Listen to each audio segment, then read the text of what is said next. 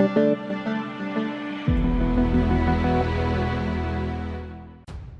to hard reset Galaxy Tab S6 Lite 2022. Step 1. At first, press volume down and power key for a moment and then push the power off option. Step 2. Then push and hold down volume up plus power button for a while.